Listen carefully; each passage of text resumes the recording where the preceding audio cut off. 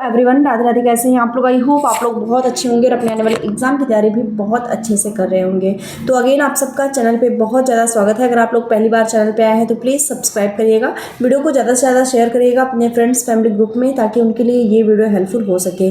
और जितने भी कैंडिडेट यूपी से हैं, यूपी के किसी भी ज़िले से मेरी वीडियो देख रहे हैं, तो उनके लिए ये वीडियो बहुत ज़्यादा हेल्पफुल होने वाली है। ठीक है, इनफैक्ट जितनी भी वीडियोज़ जाएंगी मेरे चैनल पर इस समय, वो सब आपके लिए काफ़ी ज़्यादा हेल्पफुल रहने वाली हैं। तो पूरी वीडियो देखिएगा, स्किप नहीं करिएगा। स्किप करेंगे तो बहुत सारे पॉइंट्स आपके क्लियर नहीं होंगे और आपका डाउट जो है वो लगातार बना रहता है। ठीक है, तो अभी फिलहाल का मैं जो समय बता रही हूँ जिसमें चल रहा है कि बहुत सारे लोग सर्च कर रहे हैं, कहीं ना कहीं काम ढूंढ रहे हैं, काम करना चाह रहे हैं, जो प्राइवेट सेक्टर में नहीं बल्कि वो संविदा पे सेमी गवर्नमेंट की जॉब करना चाह रहे हैं, तो उनके लिए बहुत सारी अपॉर्चुनिटी यूपी में आ रही है, लगातार आ रही है। क्योंकि उत्तर प्रदेश सरकार का पूरा फोकस, मतलब मैं बोलूँ तो आधे से ज़्यादा फोकस जो है वो संविदा भर्तियों पे हो गया है, जिनका मानदेय वो बढ़ा रहे हैं और तमाम तरह के अलग अलग पद यूपी के अलग अलग डिस्ट्रिक्ट में लेके आ रहे हैं। ठीक है, उन्हीं क्रम में अगर मैं देखूं तो आपके सामने इस समय जो पद निकल के आ रहा है वो बहुत सारा जैसा कि अनुदेशक का या फिर कोऑर्डिनेटर का या तमाम तरह के पद आपके ऐसे आ रहे हैं। ठीक है, तो फिलहाल आज की इस वीडियो में मैं जो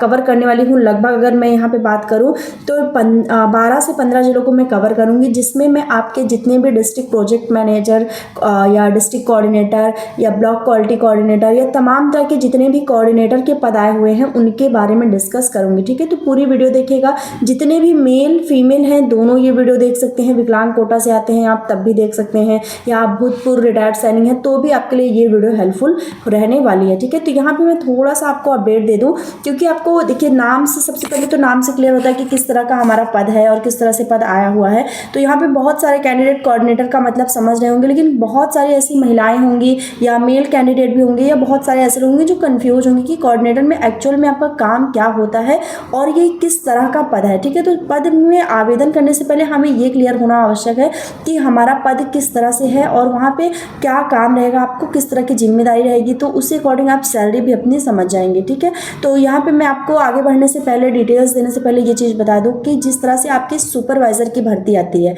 तो उसी का अगर मैं बोलूँ तो आपका पर्यायवाची ही आपका कोऑर्डिनेटर हो जाएगा। यानी सुपरवाइजर में जैसे आपको एक जिम्मेवारी सौंपी जाती है कि कोई भी काम आएगा तो आपके अंतर्गत वो देखा जाएगा, आपको पूरा संचालन करवाया जाएगा, मतलब आप करवाएंगे अगर सुपरवाइजर बनेंगे तो। आपके अंडर में जितने भी लोग काम कर रहे होंगे उनकी आपके पूरा, उनके बारे में आपको पूरी डिटेल्स रखी जाएगी, आप फिर उसको अपर लेवल पर जाके रखेंगे। ठीक है, तो सेम ऐसे आपका प्रोजेक्ट मैनेजर या ब्लॉक क्वालिटी कोऑर्डिनेटर का भी पद होता है। कोऑर्डिनेटर सुपरवाइजर आपका एक ही पद माना जाएगा। ठीक है, अब बहुत सारे लोग इसको आंगनवाड़ी सुपरवाइजर से जोड़ेंगे, तो आप वहां से मत जोड़िएगा। आंगनवाड़ी में भी आपका सुपरवाइजर का पद आता है, इसके अलावा भी आपके जितने भी विभाग हैं आपके उसमें भी सुपरवाइजर का पद आपका आता है। ठीक है, तो सुपरवाइजर पर्टिकुलर एक ऐसा पद है जहां पे आपको सारे, मतलब जो प्रोजेक्ट आपका रहेगा उसका मुखिया बनाया जाएगा और आपको पूरी जिम्मेदारी प्रशासनिक तौर पर या जितने भी उसमें जितनी भी जिम्मेदारी होगी वो आपके हाथों में होगी। तो सेम ऐसे कोऑर्डिनेटर का भी पद है। कोऑर्डिनेटर में भी आपके जितनी भी जिम्मेदारी होगी, जो भी प्रोजेक्ट आपके ब्लॉक में लगेगा या आपके डिस्ट्रिक्ट में लगेगा, डिस्ट्रिक्ट लेवल पे जो काम होगा वो सब एक कोऑर्डिनेटर को सौंपा जाएगा, जिसके अंतर्गत, जैसे कि आप अनुदेशक की भर्ती देख रहे हैं ना, तो जब अनुदेशक की भर्ती होगी तो आपका एक कोऑर्डिनेटर रखा जाएगा। मतलब आप मान लीजिए एक डिस्ट्रिक्ट में आपके 15 से 20 अनुदेशक अगर आते हैं तो 15 से 20 अनुदेशक के लिए आपका एक कोऑर्डिनेटर रखा जाएगा, जो कोऑर्डिनेटर आपका सारा जो विवरण है वो आपका लेगा, सारी डिटेल्स आपकी लेगा, सारा प्रोसेस आपका वही कोऑर्डिनेटर ही करवाएगा और कोऑर्डिनेटर के थ्रू ही आपकी यहाँ पे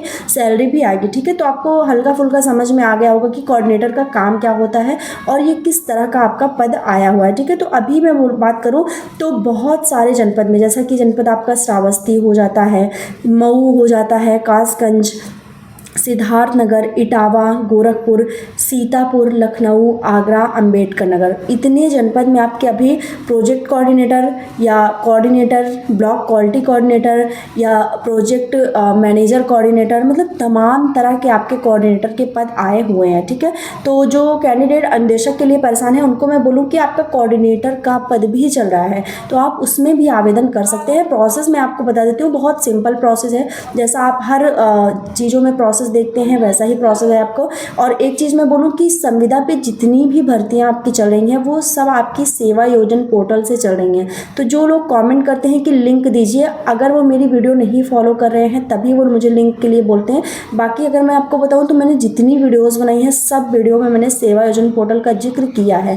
तो आपको ध्यान रखना है कि आपका सारा जो पद होता है, ऑनलाइन होता है, प्रोसेस होता है, वो सब आपका यहाँ से सेवा योजन पोर्टल के माध्यम से ही होता है। तो ये भी आपका एक संविदा पे पद आया हुआ है कोऑर्डिनेटर का, जहाँ पे आपकी सैलरी वगैरह अलग अलग है, लेकिन मिनिमम सैलरी यहाँ पे आपका 20,000 है। मतलब आपको कम से कम 20,000 तो मिलेगा। जैसे आपका कोऑर्डिनेटर के पद पे चयन होता है तो यहाँ पे आपकी सैलरी 20,000 रहेगी। इसके बाद आपका ब्लॉक क्वालिटी कोऑर्डिनेटर आता है तो यहाँ पे आपकी 22,000 सैलरी होगी। ठीक है। फिर प्रोजेक्ट कोऑर्डिनेटर यानी पूरा प्रोजेक्ट है उसका आपको पूरी जिम्मेदारी सौंपी गई है, तो वहाँ पे आपकी सैलरी लगभग यहाँ पे 25 से 30,000 रुपये बनती है।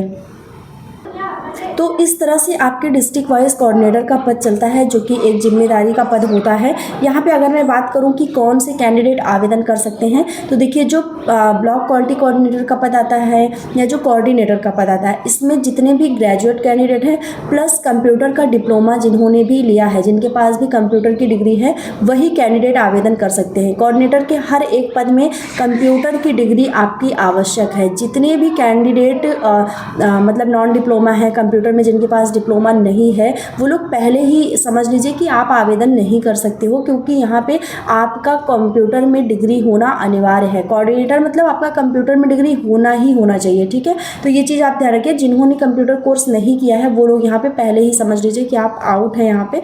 फिर आपका जो प्रोजेक्ट मैनेजर कोऑर्डिनेटर आता है, मतलब थोड़ा सा कोऑर्डिनेटर से बड़ा जो आपका पद आता है, एक प्रोजेक्ट मैनेजर सुपरवाइजर का पद बोले, तो वहाँ पे आपकी सैलरी बढ़ जाती है। लगभग 36,000 रुपये वहाँ पे आपकी सैलरी बनती है और आपकी योग्यता भी बढ़ जाती है।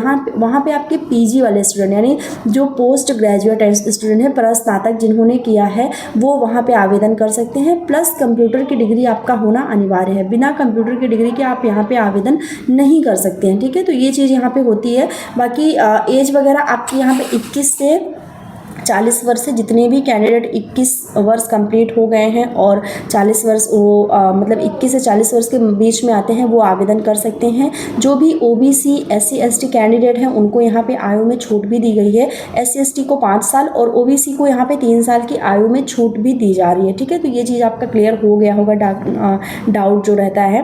बाकी यहाँ पे जितने भी कैंडिडेट हैं लास्ट डेट वगैरह पूछते हैं, तो देखिए यहाँ पे हर एक ज़िले की आपकी लास्ट डेट अलग अलग है, लेकिन मैं बात करूँ तो 3 तारीख से आपकी अंतिम तिथि स्टार्ट हो जाएगी।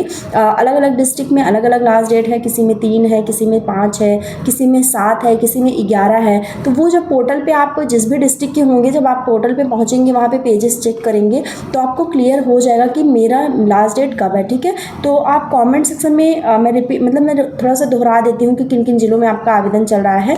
तो यहाँ पे श्रावस्ती, मऊ, कासगंज, सिद्धार्थनगर, इटावा, गोरखपुर, सीतापुर, लखनऊ, आगरा, अम्बेडकर नगर, अभी फिलहाल इतने जिलों में आपका कोऑर्डिनेटर का पद पे आवेदन हो रहा है। इसके अलावा थोड़ा सा सिलेक्शन प्रोसेस के बारे में बता दूं तो यहाँ पे सिलेक्शन आपका आसान है, यानी आपकी संविदा की भर्ती है, मेरिट के आधार पे आपका चयन होगा, सीधी भर्ती है, एग्ज़ाम आपका नहीं है। संविदा की जितनी भी पद आते हैं उसमें किसी में भी आपका एग्ज़ाम नहीं है। सिलेक्शन प्रोसेस आपके डॉक्यूमेंट के मतलब आपकी जो मेरिट बनेगी उसी के आधार पर होगा। यहाँ पर आपका इंटरव्यू है, इंटरव्यू आपका लखनऊ से होगा, लखनऊ से, लेकिन ऑनलाइन ही आपका इंटरव्यू होगा, ऑफलाइन इंटरव्यू नहीं होगा कि आपको जाना होगा। ऑनलाइन आप कैमरे के सामने बैठेंगे और उधर आपकी जो भी मैम सर जो भी रहेंगे वो आपका इंटरव्यू लेंगे। इंटरव्यू में बेसिकली आपका पर्सनालिटी टेस्ट ही होगा, कुछ खास बहुत बड़ा नहीं होगा कि आपसे बहुत बड़ी बड़ी चीज़ें पूछी जाए। हाँ, एक ये आप जिम्मेदार नागरिक के रूप में काम करेंगे, एक जिम्मेदारी आपको सौंपी जाएगी। बहुत सारे कैंडिडेट आपके अंदर काम करेंगे, बहुत सारे लोग आपके अंदर काम करेंगे, मतलब अंडर में काम करेंगे। तो आपको अपने एक जिम्मेदारी को कैसे उसका निर्वहन करना है, कैसे काम करना है, आपको ये सारी नॉलेज होनी चाहिए। और यही आपसे इंटरव्यू में पूछेंगे भी वो कि किस तरह से आप अपनी जिम्मेदारी देखते हैं, कैसे आप मैनेज करेंगे, क्या क्या चीज़ें करेंगे और किस तरह से मतलब एक शुचितापूर्ण और सही तरीके से आप अपना काम करेंगे। ठीक है। तो ये यहाँ पे इनका प्रोसेस है सिलेक्शन का। कोई आवेदन करने का शुल्क नहीं है। अगर आप सेवा योजन पोर्टल से आवेदन करते हैं तो कोई शुल्क नहीं है। बाकी आप डिस्ट्रिक्ट में ऑफलाइन भी आवेदन कर सकते हैं। आप अपने जिला मुख्यालय पे जाएंगे तो वहाँ पे आपके जो भी समाज कल्याण विभाग हैं या जो आपका महिला कल्याण विभाग है, जो आपका बेसिक शिक्षा विभाग है, वहाँ के बाहर आपकी ये नोटिस चस्पा की गई गई है, यानी चिपकाई गई है आपकी ये नोटिस, वहाँ से भी आप आवेदन करवा सकते हैं, ठीक है। तो और विकास भवन से भी आपका इसका आवेदन होगा। तो जितने कैंडिडेट ऑफलाइन आवेदन करना चाहते हैं वो कर सकते हैं, ऑनलाइन भी प्रोसेस है आपका, ऑफलाइन भी प्रोसेस है, जिसमें आप सुटेबल हैं वो चीज़ आप कर सकते हैं। बस आपका वहाँ पे थोड़ा कुछ चार्जेस वगैरह लग सकते हैं, 150 रुपये आप कहीं से भी आवेदन करवाएंगे। और अगर आप पोर्टल से स्वयं से आवेदन करते हैं तो आपका कोई भी यहाँ पे शुल्क नहीं है, निःशुल्क आपका आवेदन करना है। और महिला, पुरुष, विकलांग कोटा, मतलब हर एक कैंडिडेट यहाँ पे आवेदन कर सकता है।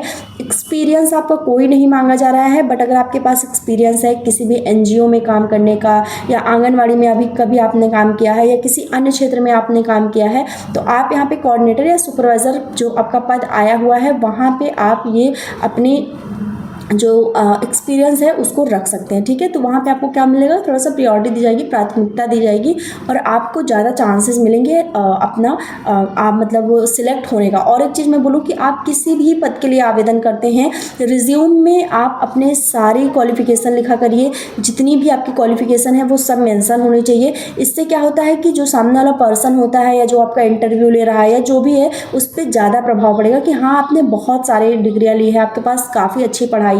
तो ये आपके लिए काफ़ी ज़्यादा फ़ायदे में रहता है, ठीक है। बाकी कोई डाउट हो तो कमेंट करिएगा। डिस्ट्रिक्ट के लिए आप लोग जो कमेंट करते हैं, तमाम जिला के लोग बोलते हैं कि मेरा कमेंट रीड नहीं करती, मैं कमेंट आपका पढ़ती हूँ, और पोर्टल पे जितने ज़िले चलते हैं मैं उन्हीं का जिक्र करती हूँ। अब मैं आपको एक सहानुभूति देने के लिए या आपको खुश करने के लिए मैं झूठी चीज़ें तो बता नहीं सकती कि हाँ इस ज़िले का भी आवेदन चल रहा है या हाँ मैं हाँ मिला दूँ, तो ऐसा नहीं है। पोर्टल पर जिसका आवेदन चलता है मैं वही आपको बताऊँगी। बस ये है कि आपको पेशेंस के साथ वीडियो देखनी पड़ेगी, कमेंट करना पड़ेगा, और लगातार आपको जुड़े रहना है, ठीक है। कोई भी डाउट हो तो कमेंट करिएगा। मिलते हैं नेक्स्ट वीडियो में, तब तक के लिए बाय एंड टेक केयर।